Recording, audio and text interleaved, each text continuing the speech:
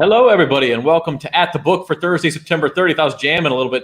Can I make a confession? I've actually listened to our intro music for all three of our shows from start to finish. They're good songs, man. It's just like good instrumentals. Ryan Lips picked those out, our marketing director, and just sitting here having a little jam session. Well, if that's what fires you up, Zach, then by all means, I think you should listen to it. Hey, after last week, man, I need something to fire me up, all right? Fire being the key word. I need to get hot, like the volcanoes in Hawaii this morning. Well, someone already set fire to my big Bucks picks. Well, that's true. I don't want that kind of fire. I don't want the money to light on fire. I just want to be hot, right? Like Devin Jackson, hot. This is At the Book for Week 4 of the NFL season, Week 5 of college football. It is Thursday. That means it's time to take a look at the week ahead. I know I say this every week, but I mean it this time. It's a marvelous week in sports this weekend. The NFL always has 3-4 good games, and then 3 or 4 other games you don't think will be good, and they end up coming down to the wire. The college football slate is amazing Saturday. It's amazing. I mean, just in the SEC, you have Ole Miss, Alabama, which could be the game of the year. You have Arkansas, Georgia, which is huge. Florida, Kentucky, which is big, maybe the biggest Kentucky home game in decades. And then Auburn, LSU as the nightcap. I mean, that's 4 unbelievable games, very meaningful to all 8 of those teams. And then you go outside and you get Notre Dame, Cincinnati, Michigan, Wisconsin, some other good games as well, Stanford and Oregon. So it's a marvelous week of college football. And then the baseball season ends this weekend too. So you've got some pennant races. You could, I believe there's still a chance for a 4-way tie in the American League wild card race. My Mariners are still in it for once since I was in high school. So it's a marvelous weekend, guys. Before we get started going into everything, Devin, why don't you tell us one thing? What are you most looking forward to this weekend? What are you camped in front of the TV for? Definitely the college games. They have a good game on at every time slot. You know, obviously the noon game, they got Michigan, Wisconsin. That should be a good one. They got Cincinnati, Notre Dame. Notre Dame has somehow continued to sneak out wins every single week, even though the odds makers expect them to lose, but they somehow are once again getting away from it. And then obviously SEC schedule. I think Alabama, Ole Miss, everyone has their eyes on, because if there's one offense that can really score on Alabama's defense, and they did so last year too. I mean, it's Ole Miss, and they just look more improved in general in their I think the second or third year under Lane Kiffin. So those slate of games on Saturday, I think, are going to be super interesting, and it can shake up the college football playoff for sure, especially with Georgia, Arkansas. I think that's going to be a sneaky good game. Hopefully, Arkansas can keep it close, though. Jim, how about you? What is the must-see thing this weekend? Can I pick someone that no one cares about? It's free country, man. Well, my fantasy baseball team has been ahead of Mike Triplett and a pack of other media wolves for the past 3 months, and I am limping to the finish line. So the baseball season can't end soon enough. My Cubs stink. It's tough to watch, just praying that my pitchers don't implode. And but other than that, I mean, how can you not be looking forward to Brady versus Belichick, right, on Sunday Night Football? I think it's going to be a little different than a lot of people think. We'll talk about that in a little bit. But that's the thing that I'm most looking forward to. And also Rams-Cardinals. Are these Arizona Cardinals for real? We're going to find out on Sunday afternoon. Yeah, it's going to be a great weekend from start to finish. You bring up Bucks and Patriots to sort of end the weekend. To start the weekend, we have Thursday Night Football in the NFL tonight. It doesn't look like a marquee matchup on paper, but there is an interesting storyline here, and that is you have the past 2 number 1 picks and a quarterback rematch of the 2019 National Championship game played in January of 2020 at the Superdome when Joe Burrow and LSU beat Trevor Lawrence and Clemson. Well, now Trevor Lawrence with the Jacksonville Jaguars travels to Cincinnati to face Joe Burrow and the Bengals. Bengals 7.5-point chalk, over under 46. Guys, I kind of like the Jaguars to cover in this game. I feel like it's a closer game, maybe a lot of offense. The Jaguars just kind of sort of started to figure it out. That number seems high to me. What do you think? I think the number is high, but this is 100% a no play for me. The Bengals could win by 28, or it wouldn't shock me if the Jags won. But you cannot lay I've said this a million times. You cannot lay 7.5 point. A bad or average team shouldn't be laying 7.5 to anyone. I lean Bengals, but look, the Jags have stunk it up. I've been burned in my picks, in my NFL picks by the Jags throughout the first three weeks, and sooner or later you got to learn a lesson, right? It's like picking Kansas City against the spread. They don't cover. You don't learn your lesson, and you keep betting on Kansas City because you think it's going to change. Well, you got to wait till it changes. So this is a no play for me. But again, if I had to take it, I would take the Bengals. I'd much rather take just go out and lay on the money line, which is probably a little bit high. But I'd still rather, if you have to take something, I'd rather just pay the vig and lay the money line because I don't trust the Bengals to cover that much. Devin, what's the key tonight, Jags and Bengals? Jaguars got to take care of the football. I mean, that's been the biggest Achilles heel for them from even last week against the Cardinals. I mean, they had a 19-10 lead, and just within a matter of like 5 or 6 minutes, the lead evaporated. I mean, they're getting like self-inflicted turnovers. Like James Robinson knocked the ball out of the hand of Trevor Lawrence, and that it's just been killing them. I mean, they definitely have gotten a little bit better every week, where they're looking more like a competitive NFL team than the first, game or so. But they got to keep care of the ball. I mean, the Bengals forced several turnovers last week on the Steelers, and that's been their key to winning games. So Jaguars got to take care of the ball, and they got to sustain drives and get points. And we talk about turnovers being, some of them are lucky. You can't sustain that. You're not always – but sometimes teams just have these seasons where they do. And the Bengals may be having one of those seasons. If you want to decide, not tonight's game, but Saturday and Sunday, if you want to get a part of the action, you can't quite bet on sports in Louisiana yet, but you can play our Cashin in with Carville contest. And that is at bet.NOLA.com. Specifically, log on to NOLA.com/cashin-in, and you can play against James Carville. We have 8 games for you to pick every week, including LSU and the Saints. You pick them against the spread. If you beat James Carville for a month, you win a monthly prize. Nobody did it for September. Carville went 17-7. So nobody gets the monthly prize. But good news is we start a new month tomorrow, so you can win for October. There's also season-long prizes. Carville, hoping to stay hot, says he might not stay hot, but he's going to try. So let's play Cashin' In with Carville for this week and see what TV personality and passionate Louisianan James Carville had to say this week in Cashin' In with Carville.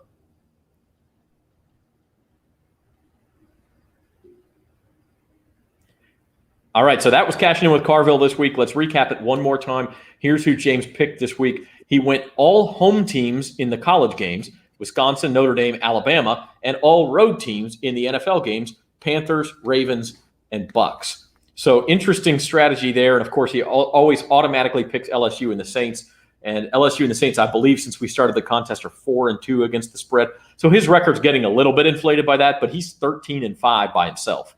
So you ride a hot streak as well as you can. It might be time to follow James Carville. Once again, if you want to play Cashin' In with Carville, you can log in, make your picks against James Carville, win monthly prizes, season-long prizes, NOLA.com/cashin-in. If you haven't played yet this year, it's a good time to start because you probably won't win the season-long prize at this point, but you can get those monthly prizes started for your October standings and try to get ahead of James. So, guys, I guess James Carville is going to come take our jobs, guys.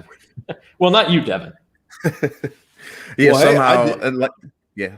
Go ahead, Devin. I was going to say somehow, I like I said, I had zero confidence in the picks last week, but once again, most of them hit. I was surprised. The ones that I thought was going to hit, didn't even come close. But maybe that's the key, Jim. We just got to have zero. We're confident in our picks, and they're terrible.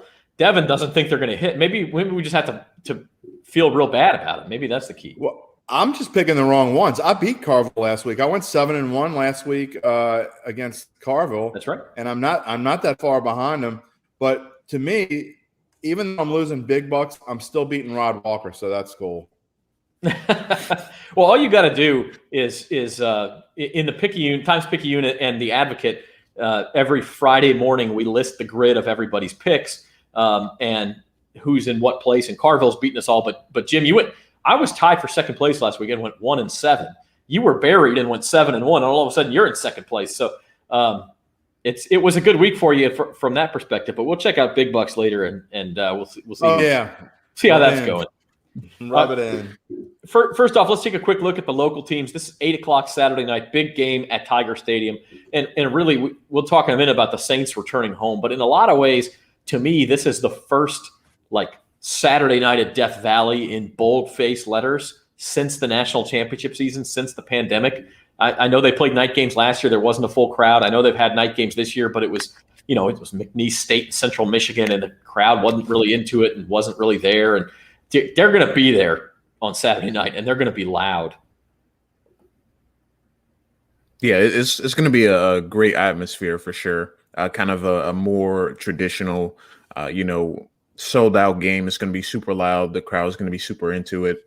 And it's Auburn. It's always a good game between these two teams whenever they match up.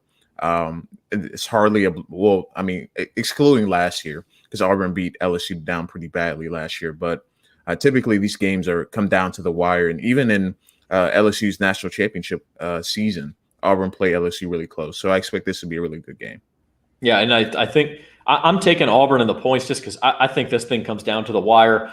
Both teams, I think Pro Football Focus had a list of the 5 toughest schedules left in college football, and Auburn and LSU are both in the top 5. Auburn hasn't played an SEC game yet, so they've got all of their SEC games. They've still got to play Georgia. They've still got to play Alabama, Texas A&M, Arkansas. LSU still has to play everybody in the SEC except for Mississippi State, so they've still got to play both Ole Miss. I didn't mention Arkansas, Florida, A&M. So these teams are having pretty good seasons so far. You've got to win this game if you want to be where you're hoping to be by Thanksgiving. Jim, what are your thoughts? Well, I've said this a lot of times as well. I love lines that don't make sense, and this line makes no sense. LSU, if you want to make them favorites, maybe. I went into this thinking that it would be Auburn -1, Auburn -2, maybe a picket. But for LSU, not only to be favored, but to have that hook behind them, and it's not changing all that much, which means that there's action going both ways. I got to think money's going to come in on Auburn late. I'm going to take LSU because the line doesn't make sense. And when lines don't make sense, there's a reason for it. Vegas doesn't like to lose money. They know something we don't. And guess what? I'll jump on their bandwagon. Yeah, and the only thing that I'll say is Auburn maybe getting a little bit undervalued. They looked terrible against Georgia State last week. Had to bring in TJ Finley to pull it out at the end, the Ponchatoula native. And he'll probably be starting against Max Johnson this week. Auburn hasn't said for sure if it's Finley or Bo Nix at quarterback. But it's interesting. It opened at 4 and pretty quickly went down to 3.5. But you're right, it's just stuck right there at 3.5. So we'll see. And I think both the spread and the total might be right about on this week. Will not play this game. And frankly, I've been terrible picking LSU. I think I'm 0-4 against the spread picking the Tigers this year. So when I pick them to cover, that don't. I'll say this, Zach. I think there is a good chance TJ starts because he and I have had a good relationship for the last 4 years or so. And we kind of texted back and forth a little bit Saturday night. And then I asked him to come on the podcast, which is something that he would almost always do. He was pretty much great about doing whatever I asked him to do. He kind of went silent on me. So I think he just doesn't want to talk about it. Maybe have the inside scoop here at the book. It might be a TJ Finley start. And I think that's what I would expect. Bo Nix was awful in the first half against Georgia State. He was awful. And that's after, frankly, he played pretty well, I thought, at Penn State, which is a much tougher game, much tougher atmosphere. I thought he played pretty well in that game. Auburn lost, but it came down to the wire. So it'll be an interesting game. I'll be in the house at Tiger Stadium, looking forward to it. It's going to be a battle royale. The next morning, if you can pull the double, you're a better man than I. If you can, you get home from Tiger Stadium at 1 a.m. or later Saturday night and then turn around. The Saints play at the Dome for the first time this year at noon on Sunday. So if you can pull off that double, you're a better man or woman than I am. The Saints hosting the Giants. This spread has come down just a tick as well. It opened at 8 and is now Saints -7.5 and a relatively low total of 42, which makes sense. The Saints have been great on defense. The Giants have been pretty bad on offense. Gentlemen, what do you think here? Let the dome foam flow. Finally, I mean, the concession makers will be racking up the bucks this weekend. The tailgates will be hopping. The dome will be a rocking. And I think, I know there's no Drew Brees. It's not the same kind of atmosphere without Drew Brees, but I don't care. The Saints in the dome and in special games, they seem to have done well throughout the years, very well, as a matter of fact. The Saints have won 11 out of their last 12 games against teams with losing records, and the Giants have lost 14 of their last 15 games against teams with winning records. So I think this points to a big game for the Saints. I know the Giants are in a desperate position, and they're probably not as bad as their 0-3 record shows that they are, but still, Danny Dimes against that tough Saints defense, I think it's going to be a long day for him. That hook makes me just a little bit nervous, that 7.5, because I could see this being a touchdown game. Devin, you've hit a couple of big bets on the Giants the past 2 weeks. What are you thinking here with New York coming to the Dome? It's going to be rough for them. I mean, it's going to be an emotional game for the Saints. Their offensive line isn't great, and the Saints have really kind of found their stride rushing the passer. And, the Saints just have something to prove. I think they're going to put up a lot of points. Well, not a lot of points, but a lot more points than we've been seeing them put up offensively over the last 2 weeks. I think they get out ahead early. I do think they could be susceptible to a backdoor cover just because I feel like they're going to be ahead for so long in the game that they're going to be pulling their starters probably midway through the fourth quarter. But I think the Saints probably win this one pretty easily. I think the emotion behind the game, them being at home for the first time with a full crowd in 2 years, I think it's definitely going to propel them to a big time win on Sunday. It does feel like a backdoor cover game, kind of, doesn't it? It's 24-7 going to the fourth quarter, and then Giants get a touchdown. They get the ball back late. They decide to kick a field goal and try an onside kick, and you get messed up on that. I mean, just one of those things. But the Saints clearly have a formula this year. They want to run the ball. They want to play defense. They want to make you work for your points and then keep the ball when they have it and not take a lot of chances. And that formula, I think, will work against the Giants. I think Danny Jones turns the ball over once or twice, and that'll be game, set, match. So the rest of the slate, guys, we mentioned, Devin, that you nailed a big bet on the Giants, and you just seem to nail all of your bets. We said last week you could not possibly get any better. But as we turn our page to big bucks, you didn't get better, but you didn't get a whole lot worse. $124 profit this week. I actually had a bad pick to put there on there for you, though. Wyoming -30 at UConn. That was only a 2-point game, actually. That's got me too. But you did win 40 Falcons and Giants, and had a pretty good week. Jim, again, you're making good picks for the most part, but you're picking the wrong ones for the big bucks. So is this like, are you a hustler, or are you're going to come back on us, or what's going on? Well, I can't give my strategies out, but if you think I'm losing money in anything, even if it's fake dollars on purpose, then you don't know me very well. But yeah, I mean, my NFL picks column, I'm over 500, so you wouldn't know it by looking at my big bucks. I tried the new strategy of all NFL, so we're going with a different strategy this week, which we'll see soon. Picking weird kind of bets, but I think I'm going to make some money this week. I am confident. And but if you look at that, look, Seahawks, I just had overrated, period. I don't know why I love them so much. My thinking was that they were going to go in and their backs were against the wall. They've got a really brutal schedule the next 4 weeks. And Minnesota said, yeah, actually you have a brutal schedule for 5 weeks, because they put it down on them pretty good. And the Rams, I love the Rams. I'm a little perturbed that I didn't put more money on it, both in advocate dollars and maybe real dollars, because I really like the Rams this week. I told you that the Bucs are overinflated because of Tom Brady. It's the same thing as Kansas City. The public loves Tom Brady. They love Tampa Bay. They love Rob Gronkowski. And they weren't thinking that they squeaked by Dallas in their Super Bowl hangover game. And then, their game with Atlanta was actually fairly close for most of the way. And both of those home games, now they're on the road at the Rams, at the Patriots this week. We'll talk about that in a little bit as well, but don't bet so much on Tampa Bay, guys. Yeah, and I was the opposite of you, Jim. I had a terrible, horrible week. If you read my college football best bets column, I was actually 0-6, which I don't think has ever happened to me before. You have to almost run so poorly that it's incredible to go. I mean, it's just like going 6-0. It's almost impossible to go 0-6.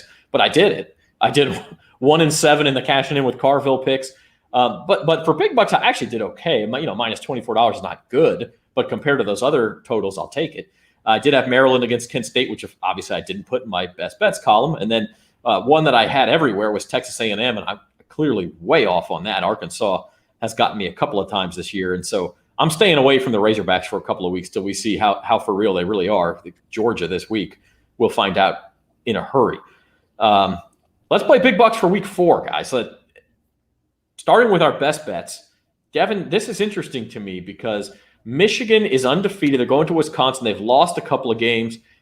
And this is another one of those lines like Jim Derry likes to say, it doesn't make sense. But you've gone the other way and said it doesn't make sense that Wisconsin's favored, so I'm taking Michigan with the points. Yeah, I for Wisconsin, I just haven't seen anything in them that makes me to believe that they're going to win the game. Like I know in the more that I, go through the day, I'm thinking like this may bite me and I'm probably going to lose $55. But I think with Michigan, I think this is, I don't want to say this is their year, but I think they kind of get over their past struggles in big games because typically, in big games come like this, they just lay an egg. I think the last time they were like undefeated, went to Wisconsin, they got beat by like 30. So I'm thinking that Michigan just has a better overall team than Wisconsin.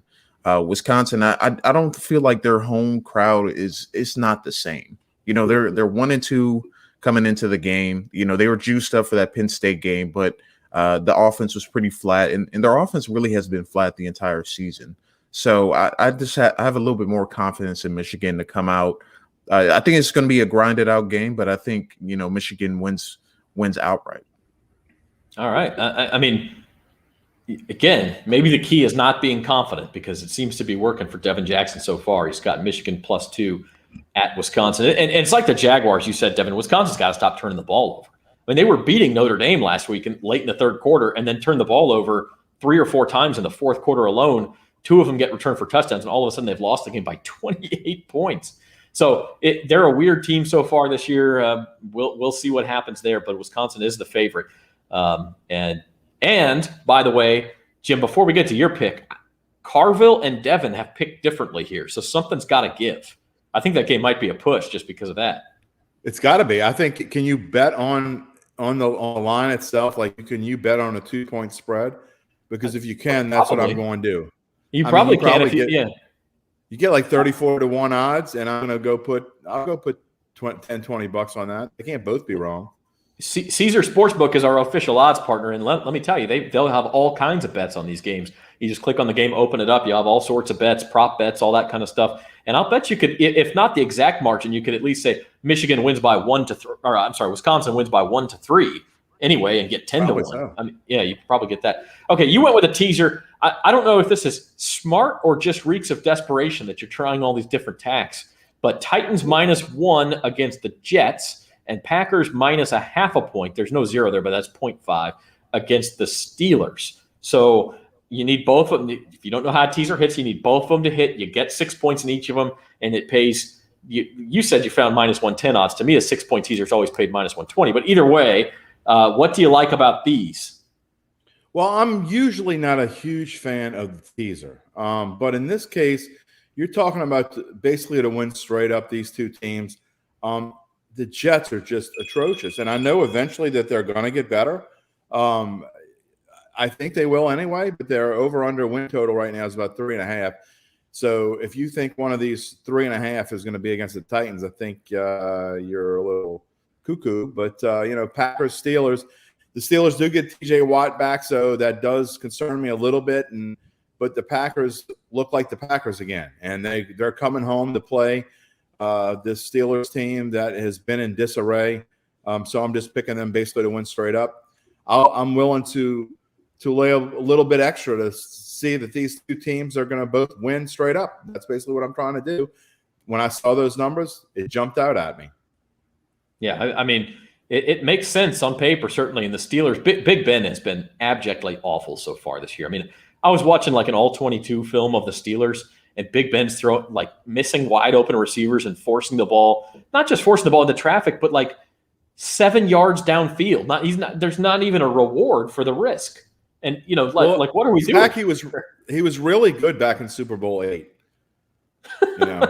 So I mean, give him a break.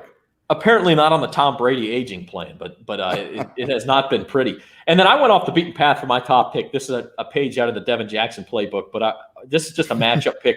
Army, the best running team in the country. Ball State, not a very good run defense.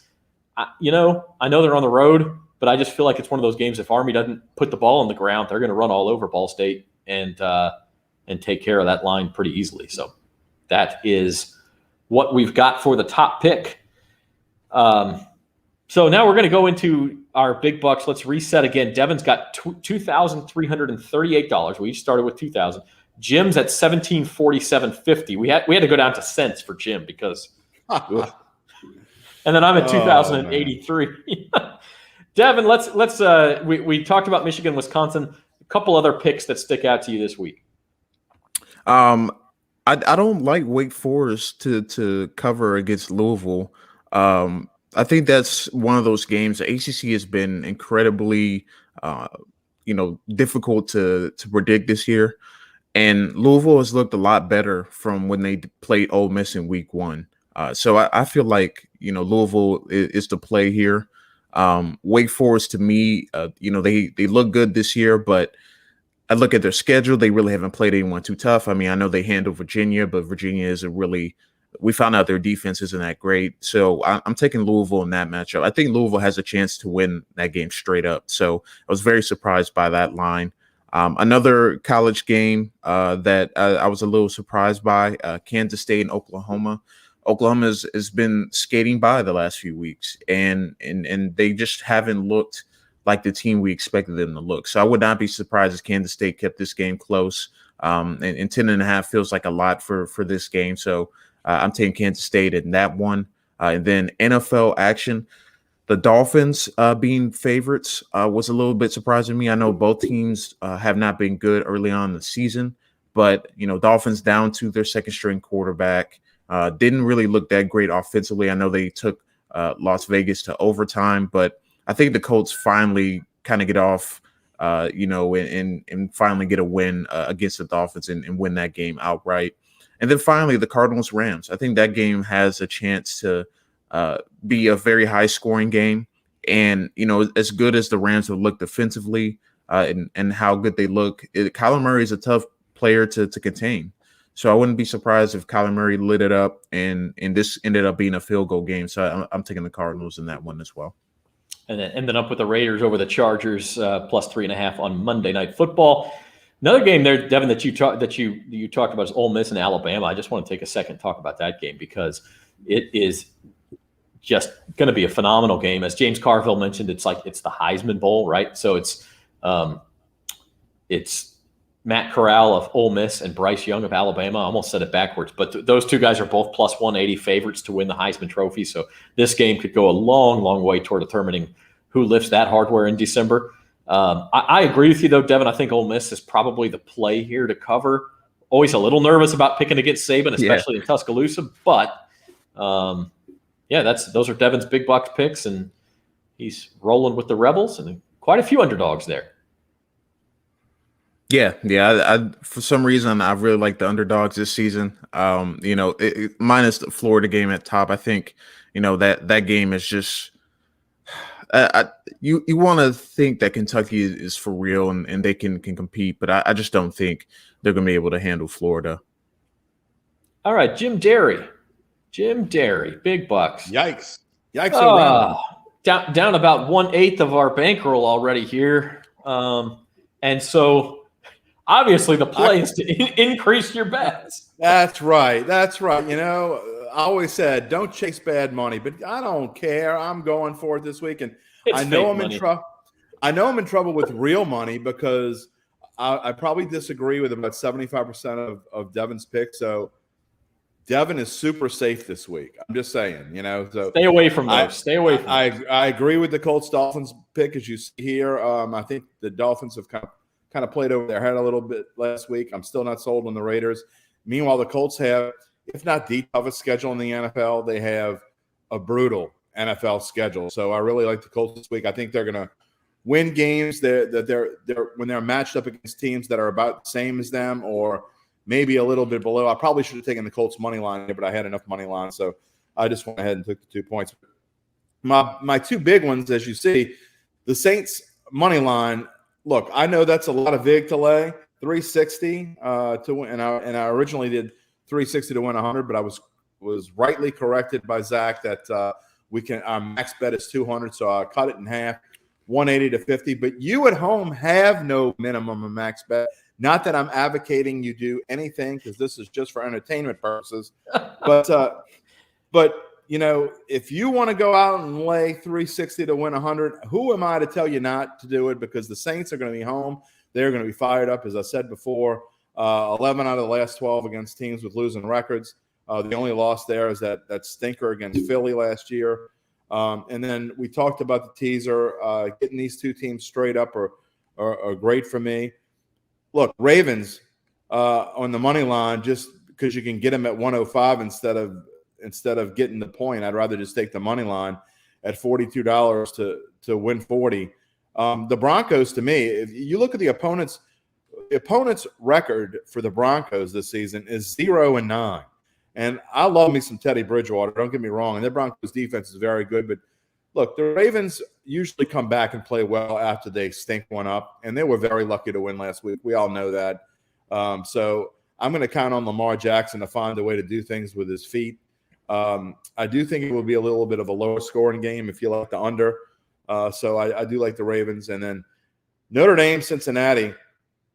Notre Dame, when they're playing at home, I'm not going to be able to pick against them, especially when they're getting points. Seems like a gift to me. I mean, Devin's, you guys are the college experts, but Cincinnati, I know they're number 8 in the AP poll, but I think they're in the 20s when it comes to computer rankings and all that stuff. I just don't understand why the media is in love with Cincinnati. I don't see anything spectacular there. And not to say that Notre Dame's anything to write home about, and I'm certainly not putting everything on how much they beat Wisconsin by last week. But I got to go with the Irish. Yeah, I got to think they're at least going to win the game straight up. I was surprised by that line, Jim, because I thought Notre Dame would be overvalued after last week, after that big finish, and everybody tunes in the fourth quarter, especially for those noon Eastern games. Like, people are out doing something Saturday morning, or they sleep in late or whatever, and you tune in for the second half, and Notre Dame dominated this game. Oh my gosh! But it wasn't the case. Cincinnati was favored, and Cincinnati's in like the 15 to 20 range in power rankings, but so is Notre Dame. So that's where this is. It's an interesting line. That would make you think Notre Dame be favored at home instead of getting points. But I'm from a gambling perspective, that might be the most fascinating game of the week. My big bucks picks, again, I went high volume, mostly lower bets than most of you guys did. I'm at 2,083 for the season. I've had 2 very mediocre weeks, and I'm still riding one good week. So I'm starting Friday night. Maryland is hosting Iowa. So, don't completely tune out Friday night. That's a big game in the Big Ten. Both of those teams are undefeated. Baby Tua Tagovailoa is Maryland's quarterback, and they're getting 3 points at home against Iowa. I know we all love Iowa. They can't score points. They barely took out Colorado State last week. If Maryland can avoid turning the ball over, which is a big if, I think the Terps could get to 5-0 in that game. And by the way, I had Maryland at over 6 wins for the season, so I'm very happy with where that's going. Other than that, Ole Miss, Alabama, we talked about. Listen, it's an extremely high total, 79.5. Is there any way both teams don't score at least 35 points in this game? I mean, think about those offenses. Just think about it. I think Alabama are you saying that their defense is bad? I'm not saying they're bad, but I'm saying Ole Miss is going to score points. I'm not disagreeing. Florida scored 29 points on them. So, I think Ole Miss puts up 35. I think Alabama puts up maybe 45 to 50. Ole Miss might even put up more than 35, but I think the over is the play there. I'm with Devin. I would take Ole Miss with the points if I was forced to. We talked about Army. Another game I really like on the college side is Penn State at home against Indiana. It's a revenge game. One of the great college football games of the pandemic season. was Indiana at home beating Penn State. Their quarterback, Michael Penix Jr., stretches for the pylon. It looked like he was out. He was ruled in. He forces overtime. Indiana wins the game in overtime. Everybody goes crazy. Penn State's a better team. They're at home. Indiana's a tick down. Penn State's a tick up. Now you got a crowd. You got the revenge factor. I love Penn State there. And then in the NFL, a lot of the same plays you guys talked about. I do like the Chiefs to find – Jim, I know you rail on it. You're probably going to roll your eyes taking the Chiefs as chalk. But at some point, that offense is going to break out. I didn't like at all what I saw from the Eagles last week. They're on a short week playing on Monday Night Football, and I think the Eagles may kind of revert to who we thought they were. The Denny Green, they are who we thought they were. And I think preseason, that game was like a 10.5-point spread for the Chiefs, so I love getting them at 7. And I'll take that all day long. So that's our Big Bucks picks for the week. That's sort of our week 4, week 5 recap or preview, I should say. Go ahead, Jim. Do you know how many wins the Chiefs have against the spread in their last 14, including the playoffs?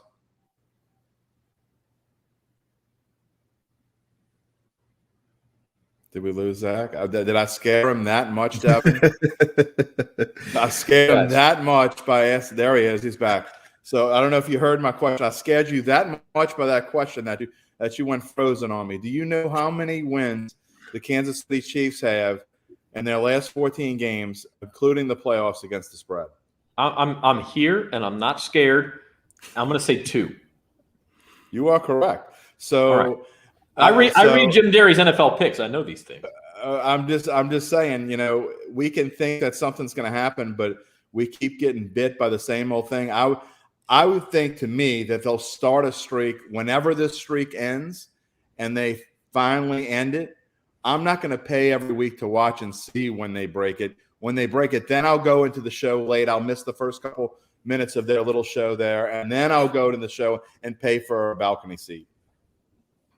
All right. Well, I'm going to get in on the ground floor. I'm going to say the Chiefs are due, and I've got the Chiefs -7. We'll pick this up on Monday in odds and ends. We'll pick this up on Monday. Devin, are you joining us for odds and ends this week? Your schedule's changing. I don't know if it's for next week or not.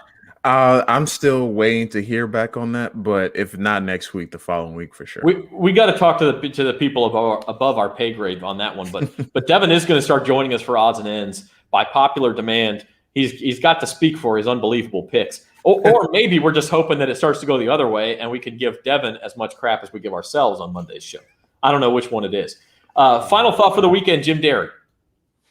Final thought is, I think we need to leave Devin off the show. I'm embarrassed enough as it is to be sitting next to him virtually, and he is just embarrassing me, and that's enough. But no, my favorite, again, look, I'm looking for you hit the nail on the head, Zach. This is going to be an exciting week of football.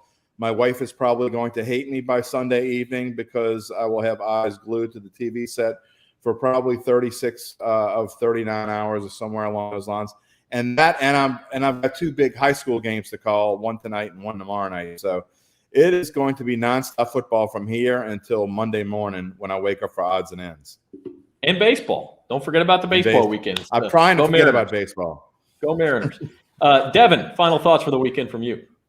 Yeah, it's going to be a fantastic slate. I'm kind of excited about the later games. Like I wish I would bet on some of those late games because those are always wacky, like the Pac-12 after dark and all those late Mountain West games. So I'll definitely be tuning into Fresno State and Hawaii. I think that's going to be one of those games where you could bet the over on the points scored. I know Hawaii's kind of struggled this year, but a lot of points can be scored in that He's game. looking forward to Fresno State, Hawaii. That is fantastic. Is that one of those games that kicks off at like 11 o'clock our time? 11 o'clock.